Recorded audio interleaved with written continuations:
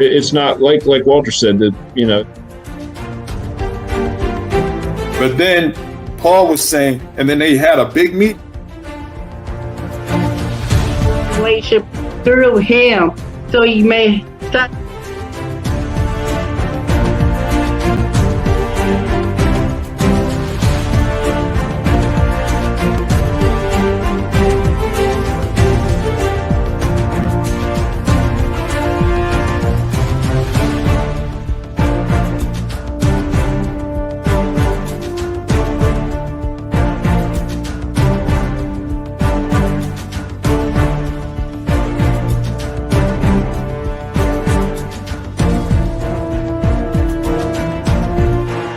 Yeah. Anyway, did you want me to share my testimony or? Hey, it's open dialogue, whatever you want to do, man. Okay. Yeah. Well, I mean, I was born in Japan. Okay. So I was raised in Japanese culture to a certain extent, but I was raised Mormon. My dad was a Mormon. And so, I remember being pretty heavily involved in the Mormon church, even over in Japan at the Mormon church, and Petaluma, California, over there in Washington, state. And, I remember that, and being involved in the Mormon church. But my dad, at the age of 13, allowed me to go to a Baptist church. This was during the time that there was a lot of racial tensions, in the United States with the blacks. Yeah. And it was during the time of Martin Luther King. So I was a pretty old guy. And I remember, and maybe I could have been a little bit younger than that, but I remember in 1968, the Mormons had voted in the understanding that blacks and or people of darker skin could assume the priesthood.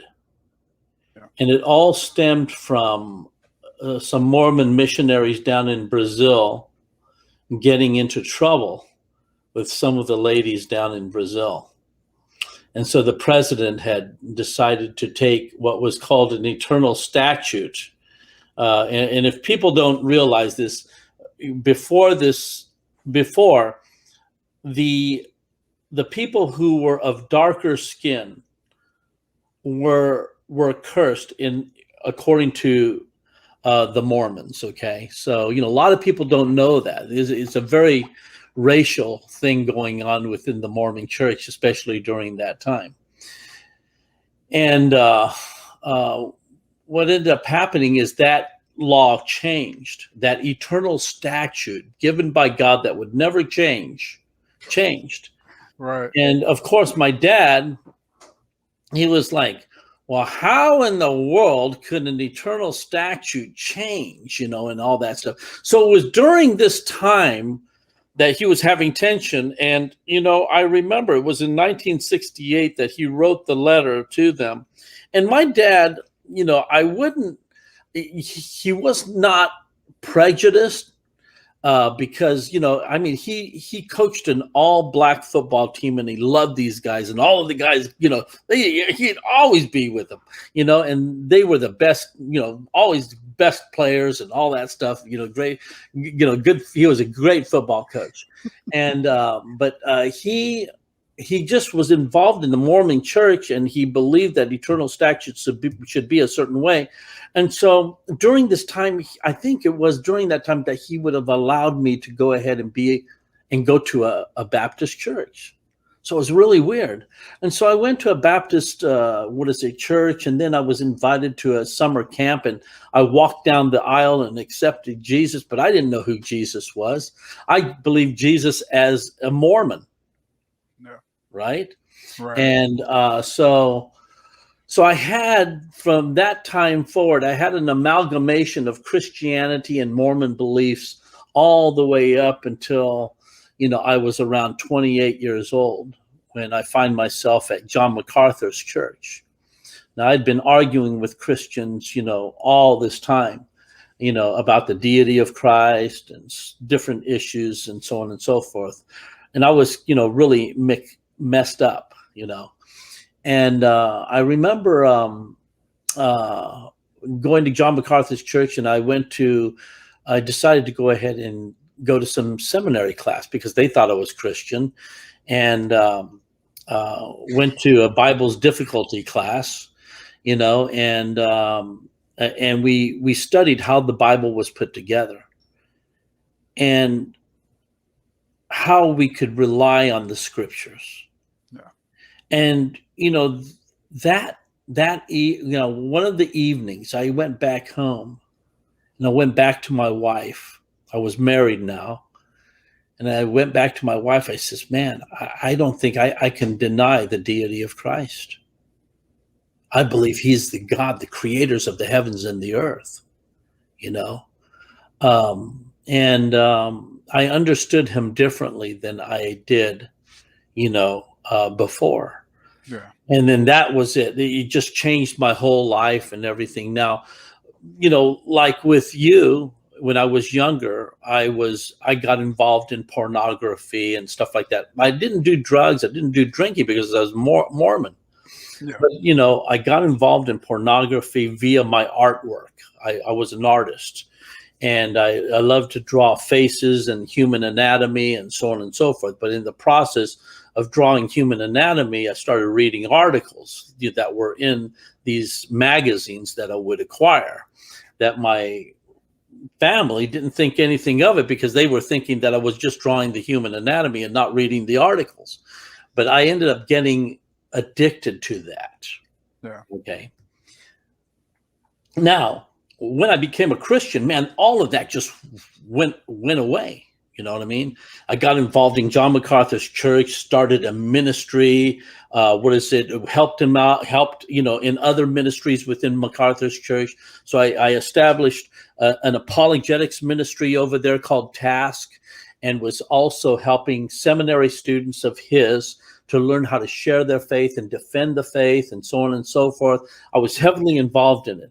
Eventually, I ended up becoming a 5-point Calvinist, and then me being a 5-point Calvinist, being that I believe that Christ died for not every individual, but only for the elect.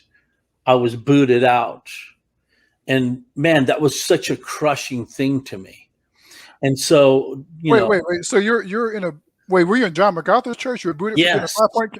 Wait, you were booted for being a 5-point Calvinist? Yes, because John MacArthur's church was not a 5-point Calvinist church at the time. Really? Yes. Okay. I didn't know that. You didn't know that, right? So some of his older commentaries are a little bit different. I tried to get on to a show with Sam Shamoon. He was reading from an old commentary. And I knew that John MacArthur's views changed on the commentaries that he had written. Yeah. Right? And so, I ended up, getting booted out, and then ended up, joining a church, over there next to the Master's College, Master's Seminary, and now is called the Master's University, right? And so it's a seminary. And I ended up being a head of the board of deacons over there and stuff like that. I taught Sunday school, whatever, and got involved, heavily over there. But the problems that I had in that church followed me into this one. Yeah. Okay. And what ended up happening is, you know what? I tell you, and this is for the young men that are out there.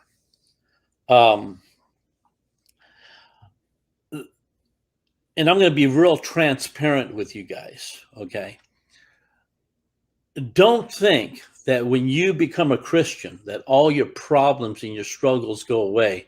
Some of these old vices that you fed yourself when you were young could very well creep up on you.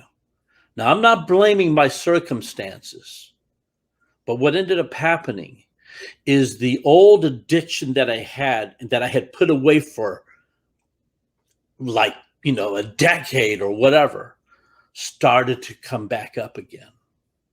And even in the midst of my marriage, okay, and it caused me to be unfaithful to my wife, okay. And so what I did is, nobody knew this, okay, nobody, but during a men's retreat, I ended up going to this men's retreat. And you know how men's retreats are. There were several churches that gathered together. Okay. And here I was involved in the leadership of the church. And all these men, there must have been over 300 men that went to this retreat in this auditorium and everything. And I knew that I had to go ahead and deal with this. And so there was a man that was a speaker. I don't know his name, but he talked about crossing the river. And what crossing the river was going ahead and really sharing with the brothers or the body of Christ your sins, what you were struggling with. Well, heck, by this time, that old vice turned into pornography, not only magazines, not only movies, but actually visiting, bookstores and strip clubs and so on and so forth. It got that bad. And here I am in Southern California, the mecca of pornography. In Los Angeles, they probably put out 80% of the pornography in the world today. Okay.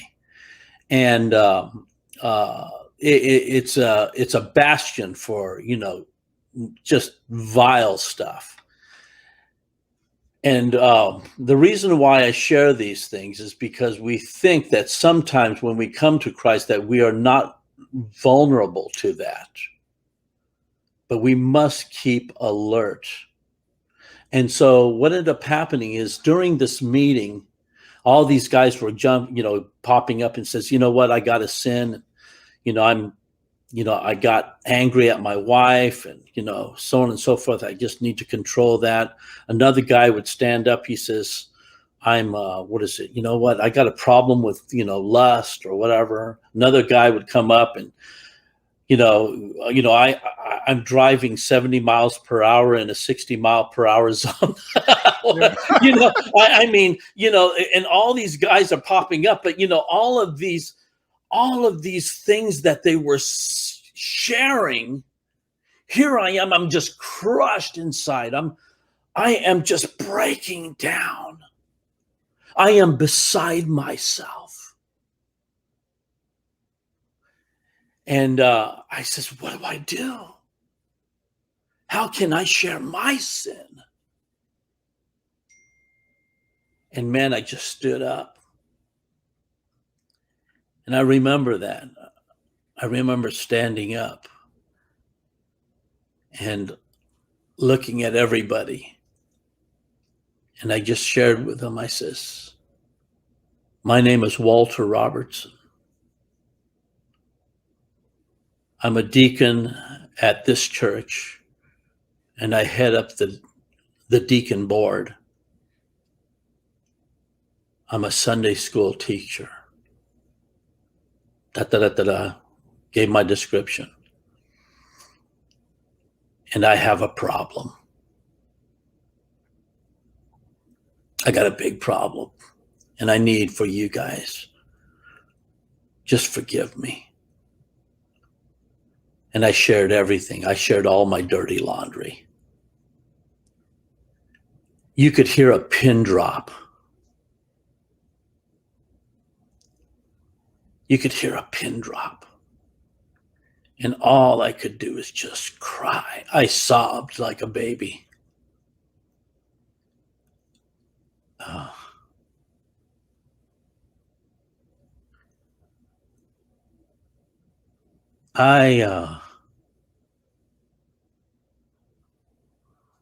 It's emotional. Yeah. It's real. The battle with you young men is real. And don't think that because you are a Christian and you're involved heavily into certain things, that you cannot be touched. But you know what?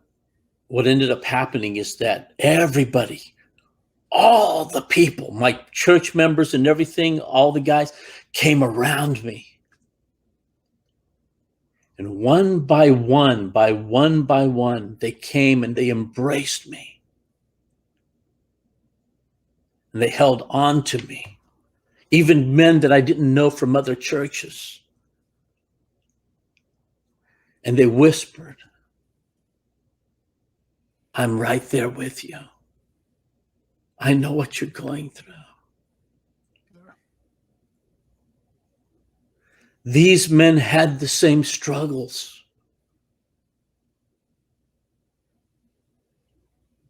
But they weren't. Men are very private individuals. They don't want to expose their weaknesses or share their failures. Now, mind you, I did not get caught. I volunteered to step down from leadership.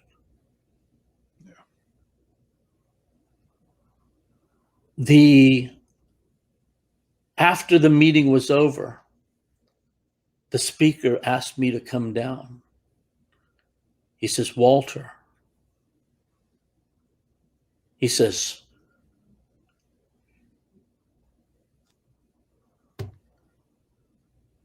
you realize what you've done? I says, well, yeah, I think that I do. I think I crossed the river. He says, you know what? You're the only one that crossed the river.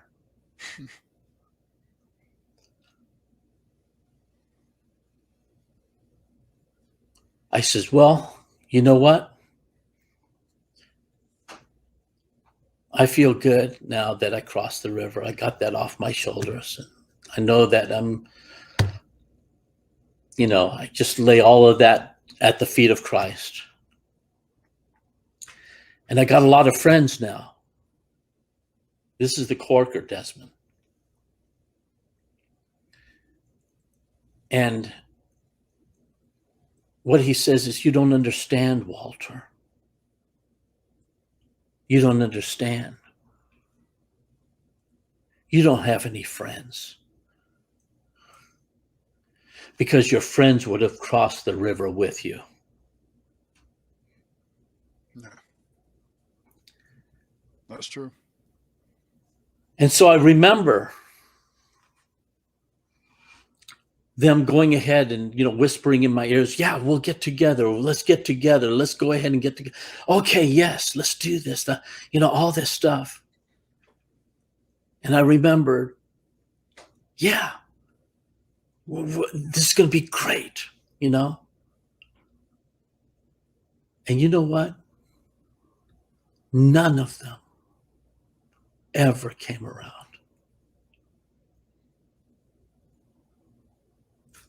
What's that all about? Yeah. What's that all about? That man was right. That speaker was right. Your friends will cross the river with you. And when we come to that point in our lives where we're not at that point where we're going ahead and putting on a mask with each other, but we share with each other, our brothers and our sisters, our failures in life. Therein lies that true fellowship. We can argue doctrine all we want. We can argue whether or not, the new birth precedes faith, or faith precedes the new birth, or whatever the deal is.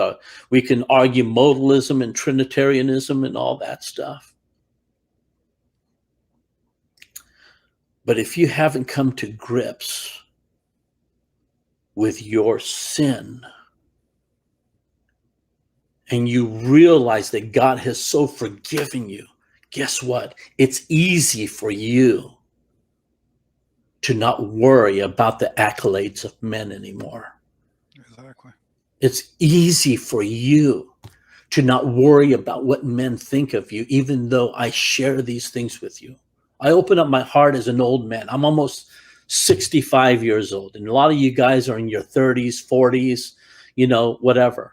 To me, you're young men still, right? But what I'm sharing with you is, be on the watch. Don't think that these vices will not rise up against you. Even if you think that marriage, when you get married, and you think that all of your problems, your sexual problems or sins that you had, you think that you could rid yourselves of those things, that's when you should be most watchful. Exactly. Because it'll happen right in your marriage. And today, with the technology that's available to us, it's way too easy. It's way too easy. It's way too easy to flip this phone, way too easy to do this. Keep yourself busy.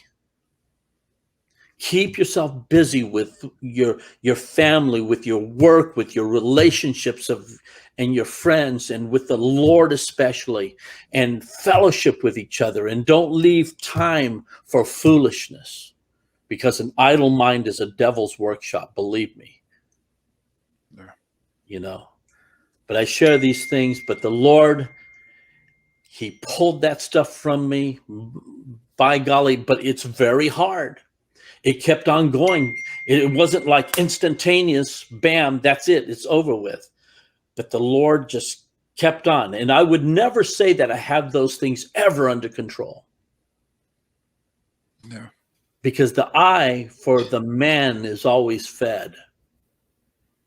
We feed these things daily with our eyes.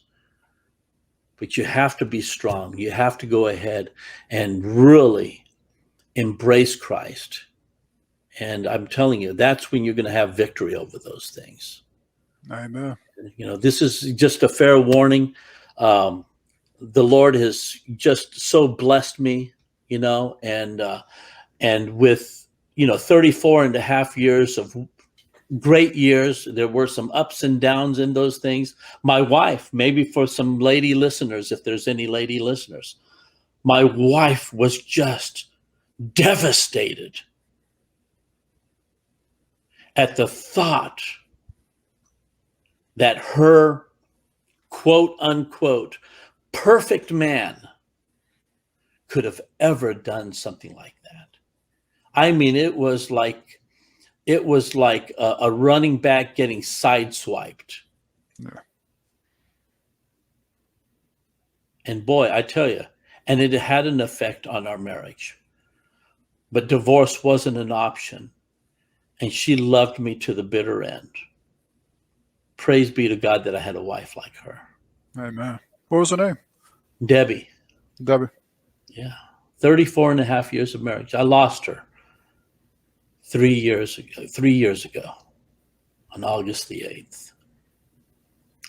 So, just be watchful. That's my testimony, sir. The Lord saved me. Amen. And he saved me during the time, at a certain time, but he never let me go. No one shall snatch them out of my hand. No one shall snatch them out of my Father's hand. The issue is, who can separate us from the love of God, right? Amen. No. Amen.